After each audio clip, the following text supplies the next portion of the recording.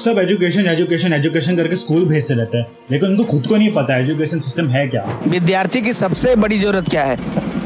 विद्यार्थी की सबसे बड़ी जरूरत है उसकी पढ़ाई, उससे बढ़कर कुछ नहीं। पढ़ाई क्या होती है? पढ़ाई एजुकेशन। एजुकेशन क्या होता है? शिक्षा अरे शिक्षा क्या होता है? शिक्षा पढ़ना होता है और क्या होता है। इस समाज को कुछ नहीं मालूम। 96% इंडियन बच्चों का यही स्टोरी है। उनके माँ बाप बच्चों को स्कूल में रखते हैं। कोई भी बच्चा पढ़ाई को पसंद नहीं करता होता। कोई भी बच्चे को नहीं पता होता कि आखिर वो रोज रोज स्कूल क्यों जा रहा है, और उसको स्कूल में ये जो मैथ्स के फॉर्मूला है वो कहाँ काम आएगा पता नहीं। वो अंदर ही अंदर डिप्रेस होता जा रहा है, सोचता रहता है कि कैसे निकले हुए सब झमेले से। आखिर में कुछ नहीं होता। वो बच्चा यही रैट रेस में कहीं गुम हो जाता है और एक सिंपल सी नौकरी करते करते फैमिली की जरूरतें और EMI भरते भरते एक दिन मर जाता है। वो मर तो तभी गया था जब सोसाइटी ने उसके अंदर का क्रिएटिव बच्चा मारा, उसका मन मारा।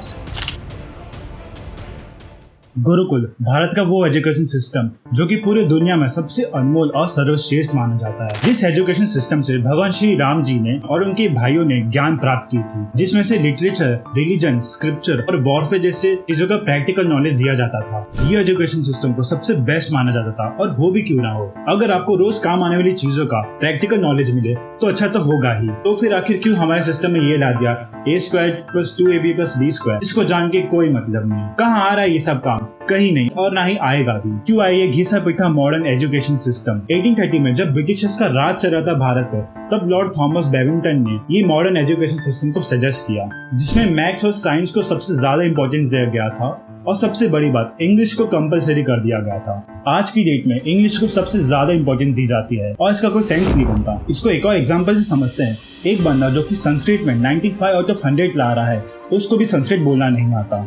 This is not education system, this is रट्टेबाजी सिस्टम। क्यों सिखाते हैं हमें सब स्कूल में? किसी को नहीं पता। This is a fucking rat race. बेटा शर्मा जी के बेटे को तो 95% आए हैं, तो तुझे भी 95% आने चाहिए। अरे भाड़ में जाए शर्मा जी का बेटा। इंडिया का जो सबसे ओल्ड एजुकेशन सिस्टम है उसे गुरुकुल कहते हैं। गांधी जी ने इस एजुकेशन सिस्टम को design as a beautiful tree भी कहा है। ये मॉडर्न एजुकेशन सिस्टम को 1830 में लॉर्ड थॉमस बेबिंगटन के द्वारा सेट किया गया था। ये एजुकेशन सिस्टम में क्लासरूम लर्निंग को इंट्रोड्यूस किया गया था, जबकि गुरुकुल में अपना शिष्य गुरु के साथ बैठ के प्रैक्टिकल नॉलेज लिया करता था। मॉडर्न एजुकेशन सिस्टम का प्रॉब्लम यही है कि इसमें फिलोसॉफी, एथिक्स, मोरल वैल्यूज और मेटाफिजिक्स जैसे इंपॉर्टेंट सब्जेक्ट्स को हटा दिया गया था, जो कि लाइफ में बहुत ही ज्यादा इंपॉर्टेंट है। और सबसे घटिया बात यह है कि इंग्लिश जैसे सब्जेक्ट को कंपलसरी कर दिया गया था। इस पे comment IPS officer Manoj Sharma देंगे।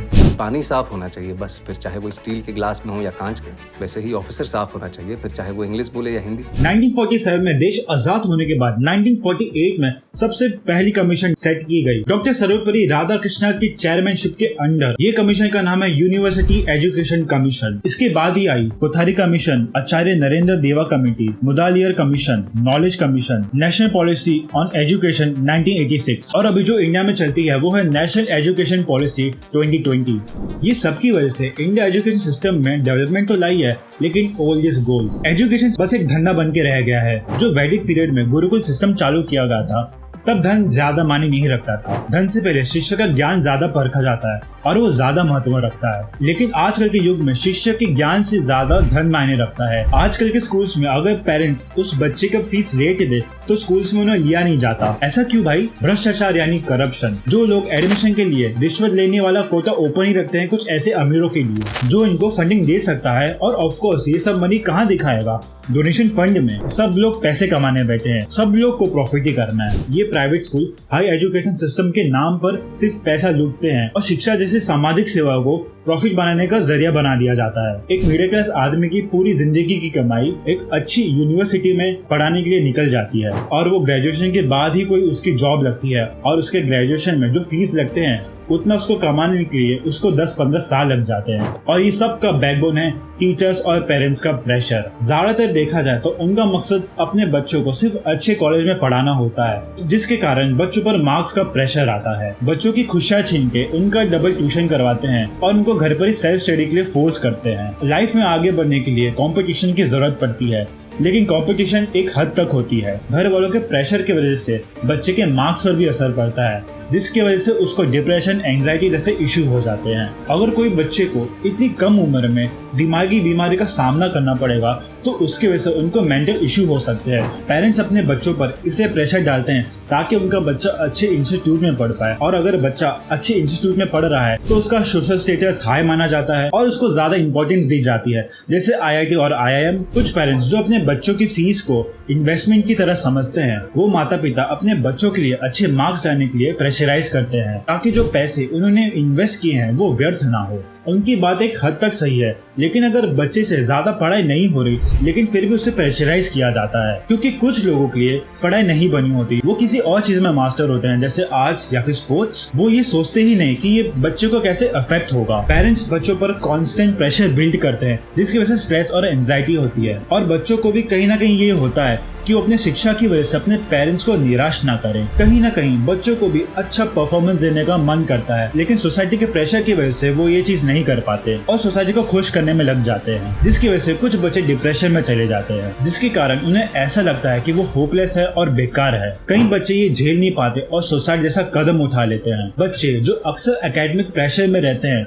वो हमेशा ये सोचते हैं कि वो अच्छे मार्क्स लाए, और उसकी वजह से वो किसी से सोशलाइज नहीं करते ताकि उनके मार्क्स कम ना आए, और इसी की वजह से उनके ज्यादा फ्रेंड्स भी नहीं बनते। इसी के कारण उनकी ना ही कोई सोशल लाइफ होती है, ना ही कोई दोस्त और ना ही कोई ग्रुप फ्रेंड। कई बार जो बच्चे एकेडमिक प्रेशर में रहते हैं अक्सर उन्हें बाहर नहीं जाने मिलता, या अगर कोई बच्चा स्पोर्ट्स में अच्छा हो जैसे कि क्रिकेट या फुटबॉल तो उसका सारा स्पोर्ट्स बंद करा दिया जाया करता है और उन्हें पढ़ाई की तरफ प्रेशराइज किया जाता है। प्रेशर और स्ट्रेस के कारण बच्चे को स्लीप डेप्रिवेशन और डिप्रेशन जैसे बीमारी से गुजरना पड़ता है, जिससे बच्चे की जीवन शैली पर प्रभाव पड़ता है। इन जितनी भी प्रॉब्लम्स हमने बताई है ये ना ही आपके कंट्रोल में है और ना ही हमारे। तो हम क्या कर सकते हैं एजुकेशन सिस्टम को लेकर जिससे इसमें बढ़ावा आए? सबसे पहले बात करते हैं बच्चों की साइड से। उनको पढ़ाई से बाहर आकर कुछ ऐसे एक्टिविटीज करनी पड़ेंगी या फिर कोई नॉलेज गेन करना पड़ेगा जिसमें उन पे बढ़ावा आए, जैसे कि यूट्यूब। उस पर आपको एंटरटेनमेंट वीडियोस ही नहीं मिलेंगे बल्कि आपको नॉलेजेबल कंटेंट भी मिलेंगे, जैसा कि हमारा चैनल ही देख लो, इस पे आपको नॉलेज के साथ साथ एंटरटेनमेंट भी मिलता है। इसे सिर्फ बच्चे लोग ही नहीं, इसे बड़े और बूढ़े लोग भी देखते हैं,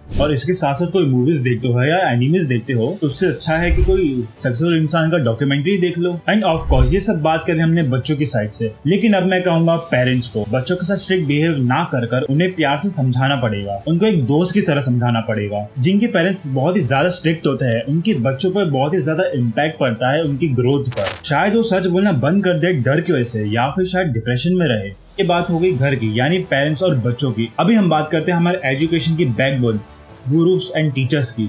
टीचर्स एंड स्कूल्स को मिलके स्कूल को रट्टे मारने के बदले थोड़ा क्रिएटिव भी बनना चाहिए। हर 10 में से 7 बच्चों को पता ही नहीं होता कि उन्हें लाइफ में करना क्या है, जिसकी वजह से सोसाइटी जो भी बोले वो उस चीज की पढ़ाई करने लगते हैं बिना किसी इंटरेस्ट के साथ। स्कूल्स में ऐसे वर्कशॉप्स रखने चाहिए जिसमें कोई बाहर से गेस्ट आकर उन्हें बताए कि उनको क्या करियर ऑप्शंस चूज करना चाहिए, ताकि बच्चों को पता चल सके कि जेईई और नीट के बदले और भी कई अच्छे ऑप्शंस है। कोई भी करियर ऑप्शन छोटा या बड़ा नहीं होता, हर एक करियर ऑप्शन में प्रोफेशन बनाया जा सकता है और उसमें सक्सेसफुल हुआ जा सकता है। उम्मीद करता हूँ कि आपको ये वीडियो देख के आपको कुछ विजन मिला हो, कुछ करने की आग जली हो। मैं आपसे एक्सपेक्ट करता हूं कि आप कमेंट सेक्शन में जाके अपने प्रोफेशन का नाम लिखिए, जैसे कि आप एंटरप्रेन्योर हो, डॉक्टर हो या इंजीनियर हो या कोई भी पढ़ाई कर रहे हो। कमेंट में जाके लिखो ताकि बच्चों को पता चल सके कि इस दुनिया में कितने सारे प्रोफेशंस है। ये वीडियो देखने के लिए बहुत ही ज्यादा शुक्रिया। वीडियो पे एम रखते हैं 100 लाइक्स का, दोस्तों कर देना। मिलते हैं नेक्स्ट वीडियो में। जय हिंद।